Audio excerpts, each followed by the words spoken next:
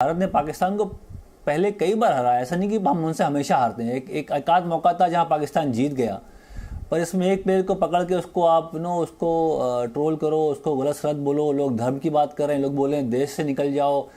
थोड़ा सा दुख हुआ, मुझे खुद दुख हुआ, क्योंकि मैं इंडिया के लिए खेला हूँ। मैं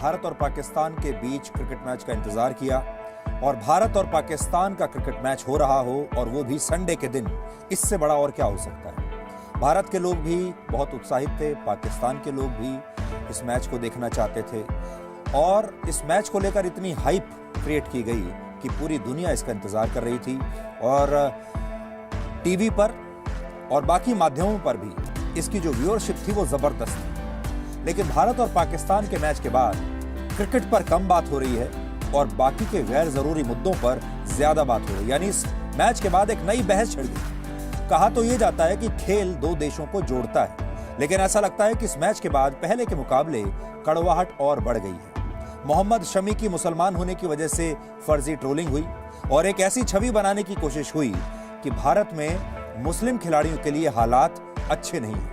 आज इस पूरे मुद्दे पर बात करने के लिए हमारे साथ होंगे भारतीय क्रिकेट टीम के पूर्व खिलाड़ी और आप सब के चहेते मोहम्मद कैफ। और आज हम उनकी तरफ से ये कहना चाहते हैं, his name is Mohammad Kaif and he is a proud Indian. आज मोहम्मद कैफ आपको बताएंगे कि भारत में एक सच्चे मुसलमान होने का मतलब क्या है। 24 अक्टूबर को हुए मैच में भारत के पाकिस्तान के हारने के बाद मोहम्मद शमी की मुस्लिम होने की वजह से, उनके धर्म की वजह से फर्जी ट्रोलिंग हुई थी। पाकिस्तान के कुछ ट्विटर हैंडल से शमी के खिलाफ मुट्ठी भर ट्वीट हुए और हमारे ही देश के कुछ ब्लू टिक वाले अकाउंट्स ने इस ट्रोलिंग को हाथों हाथ ले लिया और फिर एक ये छवि बनाने की कोशिश की गई कि भारत में मोहम्मद शमी को जानबूझकर परेशान किया जा रहा है, उनकी ट्रोलिंग की जा रही है उनके धर्म की वजह से। इसके बाद आज मोहम्मद कैफ ने जी न्यूज पर एक ब्लॉग लिखा है हमारी वेबसाइट पर और उस ब्लॉग में उन्होंने बहुत अच्छी बातें लिखी हैं और आज वो ब्लॉग मेरे पास है। वो इस लेख में ये बताते हैं कि एक बार जब वो पाकिस्तान के दौरे पर खेलने के लिए गए थे तो वहां बहुत सारे लोग उनसे ये जानना चाहते थे कि भारत में एक मुसलमान होना कैसा होता है और इस सवाल का उन्होंने क्या जवाब दिया था वो इन्होंने इस ब्लॉग में लिखा है। और ये ब्लॉग हम कहेंगे कि सबको पढ़ना चाहिए और ये ब्लॉग आपको znews.com पर मिलेगा।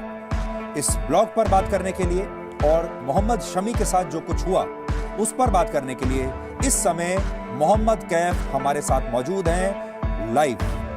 तो कैफ भाई, आपका बहुत बहुत स्वागत है जी न्यूज पर।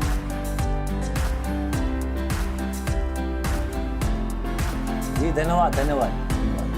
पहला सवाल आज मैं आपसे यही पूछना चाहता हूं कि हाल ही में मुझे याद है जब ये मैच शुरू होने से पहले हमारी मुलाकात हुई थी डीएनए में और सब बड़े एक्साइटेड थे इस मैच के बारे में, लेकिन मैच के बाद जो कुछ हुआ वो बहुत कड़वाहट छोड़ गया। खास तौर पर मोहम्मद शमी की जिस तरीके से ट्रोलिंग की गई उस पर आपकी पहली प्रतिक्रिया क्या है?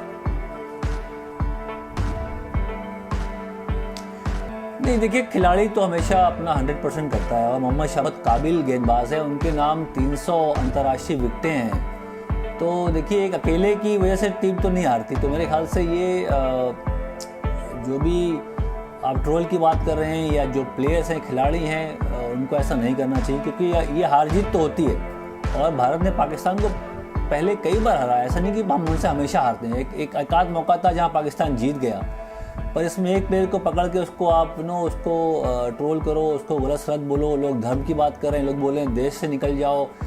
थोड़ा सा दुख हुआ, मुझे खुद दुख हुआ, क्योंकि मैं इंडिया के लिए खेला हूँ। मैं समझ सकता हूँ क्या जज्बात लेके खिलाड़ी मैदान पर उतरता है। उसका ज़िंदगी भर का एक जो सपना होता है कि इंडिया कैप पहने, तिरंगा अपने जो टी शर्ट मिलती है तिरंगा यहाँ लगा होता है, वो गर्व के साथ मैदान पर उतरता है। उसका ज़िंदगी भर की मेहनत है ये। तो इस तरह से अगर आप एक मैच के बाद किसी को बुला भरा बोलेंगे, देखिए, आप आलोचना कर सकते हैं, आलोचना करिए। हम भी प्लेयर थे, हमें भी आलोचना हमारी हुई जब हम खराब खेले।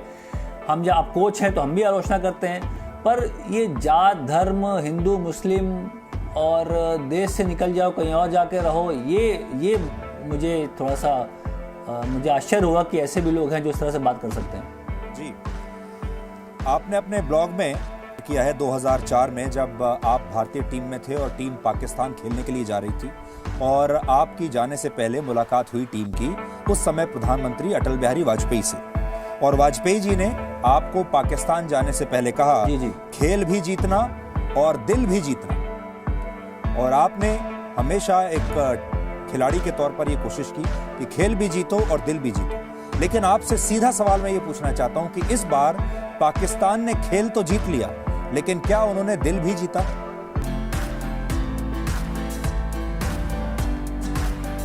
नहीं, मेरे ख्याल से दिल जीता विराट कोहली ने। दिल जीता विराट कोहली ने, क्योंकि जब भारत हार गया तो बाबर आजम के पास उन्होंने हाथ मिलाया। हाथ मिला के रिजवान को उन्होंने उनकी पीठ थपथपाई। तो ये स्पोर्ट्समैन स्पिरिट दिखाया। खेल में हार जीत होती है और बहुत बुरी तरह से हारी भारत, फिर भी विराट कोहली के चेहरे पे थोड़ी सी मुस्कुराहट थी कि चलो आज हम अच्छा नहीं खेल पाए, पाकिस्तान अच्छा खेली, मुबारक हो बाबर आजम। ये उनका एटीट्यूड था और मुझे बहुत पसंद आया। और 2004 की आप बात करें तो हमारे प्रधानमंत्री उस वक्त अटल बिहारी वाजपेयी साहब ने ये हमको संदेश दिया था। हम सब उनसे मिलने भी गए थे। जब हम पाकिस्तान दौरे से पहले उनके आवास गए थे, आवास में उन्होंने हमको इनवाइट किया था चाय पे। पूरी टीम वहाँ थी, सौरभ गांगुली कप्तान, सचिन तेंदुलकर, राहुल द्रविड़, सब वहाँ मौजूद थे। उन्होंने बड़े प्राउडली हमको बोला कि खेल भी जीतना है और दिल भी जीतना है। ये प्रधानमंत्री की वाणी थी, उनके ज़बान से बात निकली। और हम जब पहुँचे तो हम क्रिकेट के एम्बेसडर के रूप में वहाँ पहुँचे कि हम खेलने भी आए हैं जीतने के लिए, और यहाँ प्यार का भी संदेश लेके आए। लोगों से मिलेंगे, आवाम से मिलेंगे, जो प्लेयर्स हैं उनके साथ हम प्यार मोहब्बत की बातें करेंगे। ये इस तरह से हमारा एक जो एटीट्यूड था उसके उस तरह से उतरे पाकिस्तान। जी, आप एक इंडियन मुस्लिम के तौर पर पाकिस्तान गए खेलने के लिए, भारतीय टीम में आप खेल रहे थे। पाकिस्तान के बहुत सारे लोग आपसे जानना चाहते होंगे, पाकिस्तान के लोग, वहाँ के खिलाड़ी एक इंडियन मुस्लिम होने के नाते आपसे क्या पूछते थे, क्या बात करते थे? जी नहीं, देखिए पाकिस्तान की जो आवाम है बहुत हम लोग को बड़ा प्यार दिया। 2004 में हमें याद है कि कोई भी आप अगर शॉप में जाते हैं, कुछ खाना खाया या कुछ शॉपिंग करी, तो वो उनका कहना है कि अरे आप तो हमारे मेहमान हैं, आपसे हम क्या पैसे लेंगे। पैसे भी नहीं लिए। बहुत सारे ऐसे वाक़ये हुए जहां हमको लगा कि यार हम थोड़ा डरे हुए थे। बहुत साल के बाद पाकिस्तान गए, मैं तो पहली बार वहां गया था, पर वहां की आवाम भी, जनता भी जानना चाहती है कि भारत में क्या होता है, इंडिया में लोग कैसे रहते हैं, स्पेशली मुसलमान कैसे रहते हैं वहाँ। तो बहुत बार सवाल हुआ मुझसे कि आप कैसे लोग आपसे बिहेव करते। मैंने कहा भाई मैं 2000 में भारत का कप्तान था। जब हम अंडर 19 वर्ल्ड कप जीते तो मैं कप्तान था, और हमारे जो राष्ट्रपति हैं वो अब्दुल कलाम साहब हैं। तो थोड़ा सा मुस्कुराए और बस इतना ही थी मुस्कुराहट उनका आंसर था। लेकिन उनके मन में क्या इंप्रेशन रहता है? क्या उन्हें इस बात का डर रहता है कि वहाँ हालात ठीक नहीं हैं भारत में मुसलमानों के लिए, या आपको लेकर चिंतित रहते थे? क्या आपसे क्या सुनना चाहते थे वो?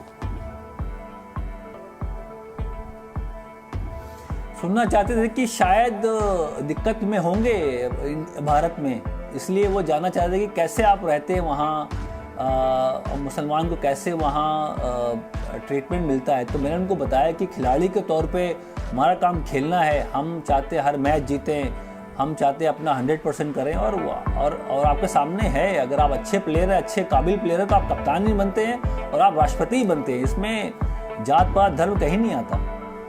क्या कभी किसी पाकिस्तानी क्रिकेट खिलाड़ी ने भी कभी आपसे इस तरह का सवाल किया, पूछा आपसे?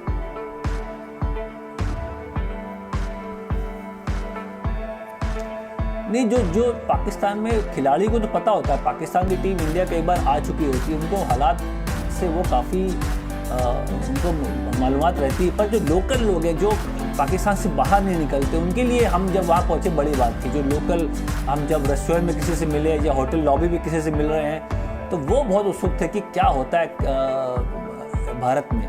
बाकी तो भारत, देखिए पाकिस्तान की टीम तो बहुत बार भारत आ चुकी है, उनको जो प्लेयर खिलाड़ी होते हैं उनको ज़्यादातर चीज़ें पता होती हैं। पर जो लोग आवाम हैं, लोकल लोग हैं, जो ज़्यादा ट्रैवल नहीं करते, पाकिस्तान से बाहर जाना इतना होता नहीं, तो वो बहुत उत्सुक थे कि किस तरह से बर्ताव होता है मुसलमानों के साथ भारत में।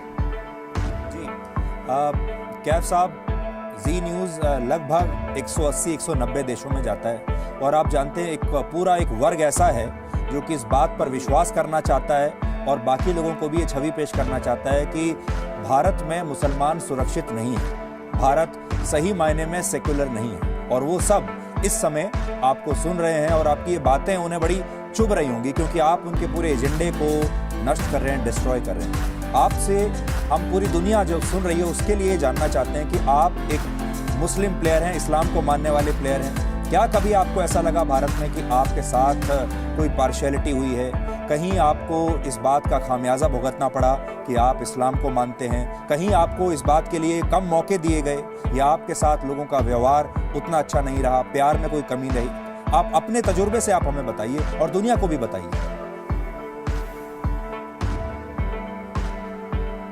नहीं, मैंने आपको बताया जो उत्तर मैंने पाकिस्तान की आवाम को दिया था कि मैं अंडर 19 वर्ल्ड कप भारत का प्रतिनिधित्व कर चुका हूं बतौर कप्तान और हमारे जो राष्ट्रपति हैं वो एपीजे अब्दुल कलाम साहब हैं, तो वही आंसर मैं आपको भी देना चाह रहा हूँ।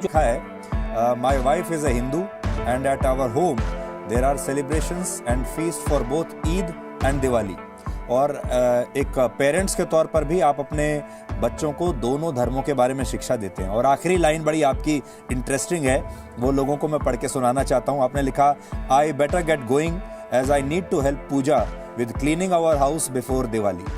तो दिवाली से ठीक पहले आपके घर में अभी तैयारी भी चल रही है और आप अपने घर की सफाई भी कर रहे हैं। उसके बारे में आप बताइए, because you are a unique couple और ये एक बहुत अच्छा केस स्टडी हो सकता है पूरी दुनिया के सामने। नहीं, मुझे तो बड़ा गर्व है कि मैं भारत जैसे देश में पैदा हुआ और मुझे हर तरह की अलग अलग संस्कृति जानने का मौका मिला। मैं तो इलाहाबाद से आता हूँ, प्रयागराज उसका नाम अभी हो गया है, तो वहाँ तो दशहरा, दिवाली, होली, ईद इतने लोग मिल के मनाते थे, मिल के। मेरा तो एक्सपीरियंस ही वही है, तजुर्बा जो मैं शेयर करता हूँ अपनी वाइफ से, जो मेरे वाइफ साइड की फैमिली है उनको बताता हूँ। तो मैं जहाँ से अपब्रिंगिंग, वहाँ तो सारे धर्म के लोग, हिंदू मुस्लिम साथ में मिल के फेस्टिवल मनाना। हमारे यहाँ जो हमारे क्रिकेट के ग्रुप था वो ज़्यादातर वो संगम के आसपास काम करता था। वो हमारे घर पे आके सेवई खाना, बैठना, सेलिब्रेट करना, इस तरह से, इस कल्चर से मैं आया हूँ। तो मैं अपने आप को बहुत एक नसीब वाला मानता हूँ कि मैं इस देश में, मैंने हिंदू कल्चर भी देखा, मैंने मुस्लिम कल्चर भी देखा और अपने बच्चों को वही सिखा रहा हूँ कि दिवाली भी मनानी है, होली भी मनानी है, ईद भी मनाना है और सबसे के साथ मिलजुल के रहना है। जी, अब आपसे एक थोड़ा सा कड़वा सवाल मैं पूछता हूँ। जब ये मैच पूरा कंप्लीट हो गया, और ये कड़वे सवाल नहीं थे पहले वाले नहीं, ये तो थोड़े हल्के और थोड़े मीठे सवाल थे। ये आप ऐसा समझ लीजिए, ये थोड़ी आसान बॉल थी। नहीं तो अच्छा, ये वार्म अप था, बॉल थी मेरे ख्याल से। आप हेलमेट पहन लीजिए। जी, मैं आपसे ये जानना चाह रहा हूँ कि जब ये मैच खत्म हो गया, नहीं बोलिए। उसके बाद पाकिस्तान के जो पूर्व खिलाड़ी हैं, वकार यूनुस, आप जानते होंगे, उन्होंने टीवी पर बैठकर कहा कि मेरे लिए तो सबसे अच्छा जो एक्सपीरियंस था वो ये था कि उनके खिलाड़ी ने मैदान में सबके सामने हिंदुओं के बीच उन्होंने नमाज पढ़ी। उन्हें इस बात का अच्छा लगा। वो ये कहते हैं कि उसकी बैटिंग से भी ज़्यादा अच्छा मुझे ये लगा कि उन्होंने हिंदुओं के बीच बैठकर नमाज पढ़ी। फिर पाकिस्तान के जो एक और मिनिस्टर हैं वो ये कहते हैं कि हमारे लिए तो यही जीत वर्ल्ड कप की जीत से भी बड़ी है और ये पाकिस्तान की नहीं है बल्कि ये इस्लाम की भी जीत, यानी इसको उन्होंने एक धर्म युद्ध में बना दिया। तो इस पर आप क्या कहना चाहते हैं? नहीं, मैं खिलाड़ी के तौर पर बात करूँगा। खिलाड़ी का जो संदेश आया, वकार यूनुस बड़े गेंदबाज थे, उनके हम सब कायल उनके गेंदबाजी की, ऐसी बात नहीं है। भारत में उनके बहुत सारे फैंस हैं वकार यूनुस के, पर जब खिलाड़ी बोलता है तब दुख होता है। खिलाड़ी क्या है? खिलाड़ी पॉलिटिक्स से, धर्म से, नफरत से बहुत ऊपर है। खिलाड़ी हमेशा इंस्पायर करता है। उसको लोग अलग नज़रिए से देखते हैं कि ये क्या कर रहा है, क्या बोल रहा है, उसको लोग फॉलो करते हैं। फैन फॉलोइंग प्लेयर्स की क्यों इतनी ज़्यादा है? क्योंकि खिलाड़ी हमेशा अपना ईमानदारी से काम करता है, मेहनत करता है, भारत के लिए प्रयास करता है मैच जिताने का, तो ये जो फैंस हैं उनको पता है कि खिलाड़ी बिल्कुल साफ दिल के होते हैं, ईमानदार होते हैं, इसलिए वो उनको फॉलो करता है, उनकी बातें सुनता है। तो हमेशा खिलाड़ियों को ध्यान रखना चाहिए कि गलती से भी ऐसा शब्द ना इस्तेमाल करें या निकल जाए। बाद में माफ़ी मांगी वकार साहब ने, ऐसी बात नहीं, वकार साहब ने माफ़ी मांगी कि मैं जज्बात को समझता हूँ, मेरे में कोई ऐसी हार्ड फीलिंग्स नहीं है, वो एक्साइटेड हो गया, ऐसी बात निकल गई, पर नहीं निकलनी चाहिए। खिलाड़ियों को हर एक बात फूंक फूंक के बोलनी चाहिए, क्योंकि उनकी बात का जो असर है पूरी दुनिया में होता है। बच्चे भी, बूढ़े भी, महिलाएं भी, सब क्रिकेट को वॉच करती। तो जो खिलाड़ी है उसको बहुत ज़्यादा अपने ऊपर एक रिस्पॉन्सिबिलिटी लेनी चाहिए कि क्या बात बोल रहा है, उसका क्या इफेक्ट होगा। जी कैफ साहब, पॉलिटिशियन का नहीं पता मुझे और क्या बोला उन्होंने, मैं खिलाड़ी के तौर पे बोल रहा हूँ, कि वकार साहब ने जो भी बोला या हम सब जो यहाँ बात करते हैं, वो ध्यान रहे कि उसका असर काफ़ी डीप होता है। जी, आप खुद इस्लाम को मानने वाले खिलाड़ी हैं और हमारी भारत की टीम में बहुत सारे लोग ऐसे हैं जो इस्लाम को मानते हैं, लेकिन जब हम पाकिस्तान की टीम को मैदान में देखते हैं तो वो अक्सर मैदान में ही नमाज पढ़ते हैं और करोड़ों लोग टीवी पर उन्हें देखते भी हैं। क्या आपने भी कभी मैदान पर मैच के बीच में ऐसे नमाज पढ़ी है, या हमारे किसी बाकी खिलाड़ी ने इस तरह मैदान के बीच में ही नमाज पढ़ी हो, या ये इंडियन मुस्लिम और पाकिस्तानी मुस्लिम के बीच में एक ये अंतर है?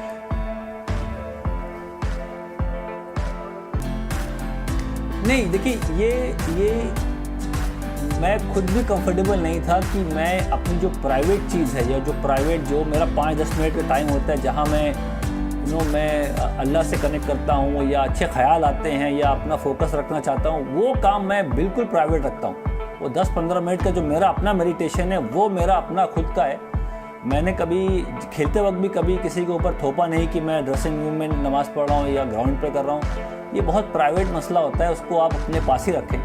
और जो लोग करते हैं उसमें मुझे कोई दुख नहीं है, उनका अपना कॉल है, उनकी अपना तरीका उसको फॉलो करने का। पर मैं नहीं मानता, मैं अपने बच्चों को नहीं बोलूँगा कि जो आपका धर्म है या नमाज है या पूजा पाठ है उससे किसी का सामने बहुत शो ऑफ करने की ज़रूरत है, ऐसा नहीं। ये प्राइवेट मसला होता है, मामला होता है, जिसमें आप ध्यान लगाते हैं, गॉड को थैंक यू बोलते हैं कि उनको आपने जो भी चीज़ है, जो भी आपको मिली है ज़िंदगी में, जो कामयाबी हासिल करी, आप हमेशा थैंक यू बोलते हैं, अपने माँ बाप को थैंक यू बोलते हैं, अपने फैमिली वालों को थैंक यू बोलते हैं। वो ऐसा टाइम होता है जो बहुत प्राइवेट माहौल होता है। मैं तो भीड़ में इतना कंफर्टेबल नहीं होता, मुझे चाहिए अपना एक सुकून, एक कोना जहाँ मैं अपना ध्यान लगा सकूँ 15-20 मिनट। जी, हमने भी कभी किसी इंडियन प्लेयर को, चाहे वो किसी भी धर्म को मानने वाला हो, हमने कभी किसी इंडियन प्लेयर को फील्ड में मैच रोक के हनुमान चालीसा पढ़ते हुए नहीं देखा। हमने कभी किसी को, इंडियन प्लेयर को, कभी नमाज पढ़ते हुए भी नहीं देखा। हमारी टीम में क्रिश्चियंस भी खेलते हैं, उन्हें भी हमें कभी ऐसा नहीं देखा कि वो फील्ड में ही बैठकर अपने धर्म की कोई भी रीति रिवाज निभा रहे हों। हमने ये भारतीय टीम में कभी नहीं देखा, लेकिन दूसरी टीम्स में भी नहीं देखा। लेकिन ये पाकिस्तान की टीम में हमें ये देखने को बहुत मिलता है। इसकी कोई आप विशेष वजह देखते हैं? नहीं, वजह तो मुझे नहीं पता, पर वो रिजवान साहब का जो वो नमाज जो पढ़ी रिजवान साहब, तो वो ये नहीं कि सिर्फ इंडिया के खिलाफ ही पढ़ते हैं, वो हर मैच में वो काम करते हैं। तो ऐसा नहीं कि इंडिया के खिलाफ खेल रहे हैं तो कुछ अलग से वो शो ऑफ कर रहे हैं या नमाज़ पढ़ रहे हैं, या ऐसा नहीं। उनका वो रूटीन था, वो हर मैच में नमाज़ पढ़ते हैं। जब भी उनको ब्रेक मिलता है वो 2 मिनट का नमाज़ पढ़ते हैं।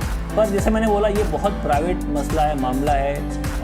अपने खुद के दायरे में रह के इसको आप करिए, किसी को दिक्कत ना हो, बहुत ध्यान रखना होता है। ऐसे स्पेशली इंडिया ऐसी कंट्री में जो मल्टी कल्चर्ड है, मतलब यहाँ हिंदू भी हैं, यहाँ मुस्लिम भी हैं, यहाँ सिख भी हैं, सबका अपना अपना तरीका है, धर्म को मानने का तरीका है, काम करने का। तो हम सबको बहुत ही सेंसिटिव तरीके से इसको लेना चाहिए और हर धर्म को कोई रिस्पेक्ट करना चाहिए। ये मैंने बचपन में सीखा, ये मेरे माँ बाप ने सिखाया, और ये हर मेरे जो सीनियर प्लेयर थे उनसे ही मैंने सीखा कि सबको एक साथ मिलके, ये ऐसी कंट्री इंडिया जो हम सब किस्मत वाले हैं,